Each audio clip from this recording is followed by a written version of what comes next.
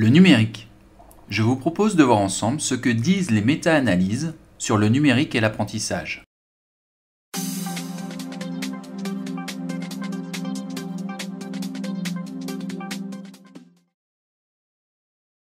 Quelques représentations les plus couramment entendues vous sont présentées. À vous de vous positionner en choisissant la proposition qui vous paraît la meilleure entre celle d'Anne et celle de David. Notez vos réponses.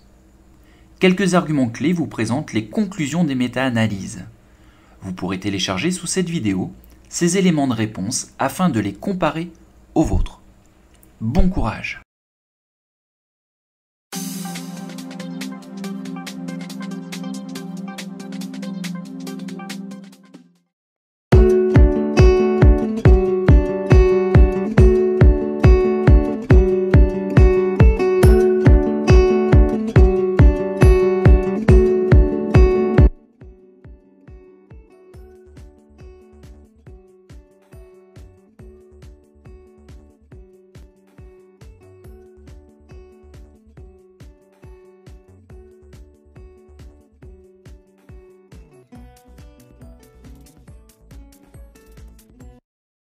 C'est envisageable, ce type de parcours machine existe, même si de grands progrès restent encore à accomplir pour s'adapter à tous les apprenants. Cette solution, bien que séduisante, est hors du champ de la réalité en raison de l'immense complexité du fonctionnement de l'apprenant.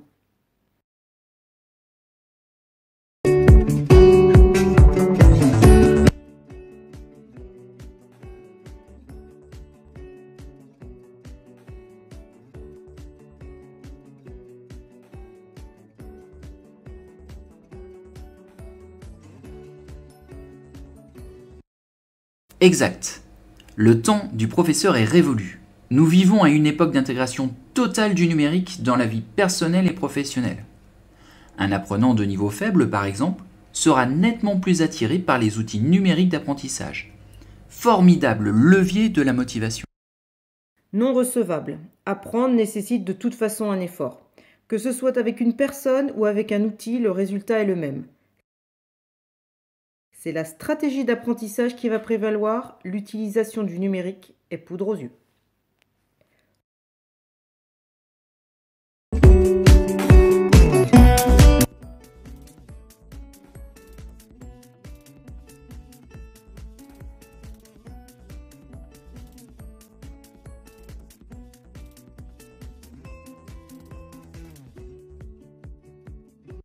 Effectivement, tous les responsables d'organisation de formation ont bien compris ce mouvement inéluctable.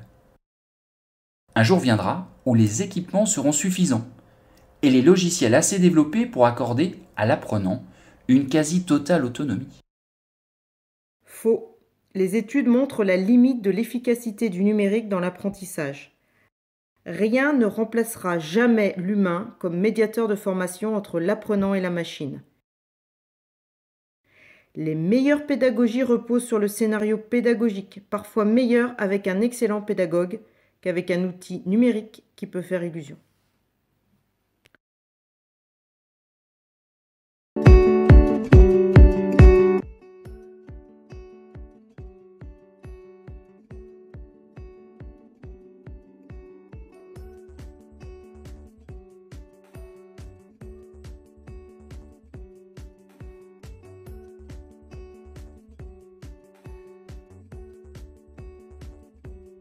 Le numérique propose des activités variées autorisant un choix plus large et adapté à chaque apprenant.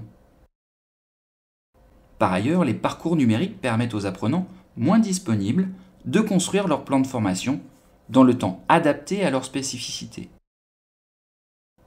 Enfin, l'apprenant peut autoréguler son apprentissage. Il s'évalue et s'adapte le long de son parcours. Pour être autonome, il faut en avoir les moyens. Ce sont les apprenants de meilleur niveau qui se révèlent les plus aptes à gérer leur parcours, adapter les modules de formation à leurs besoins. En clair, plus un apprenant a besoin de se former, moins il jouit de l'autonomie que lui propose l'outil et la développe.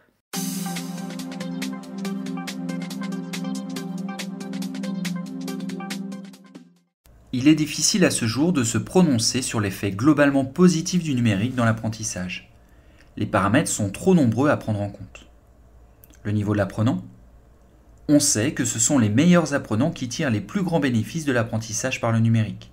Ils savent mieux lire en hypertexte, rechercher et sélectionner les meilleures ressources, s'adapter aux fonctionnalités de la machine, comprendre grâce à leurs acquis antérieurs, etc. A contrario, les apprenants les plus en difficulté ont besoin d'un plus grand accompagnement lors de l'utilisation de la machine. Nature des éléments à apprendre. L'effet n'est pas comparable lorsqu'il s'agit d'acquérir une langue étrangère, routiniser une pratique, construire un exposé, traiter des situations expérimentales simulées, etc. Nature du logiciel d'apprentissage. Ceux-ci sont encore trop souvent conçus par des non-professionnels de l'apprentissage, insuffisamment connaisseurs du fonctionnement du cerveau de l'apprenant. Sous quelle forme tenir compte des limites de la mémoire du travail? Comment intégrer la nécessaire connaissance du vocabulaire? Comment faire franchir les niveaux de difficulté adaptés à la motivation, etc.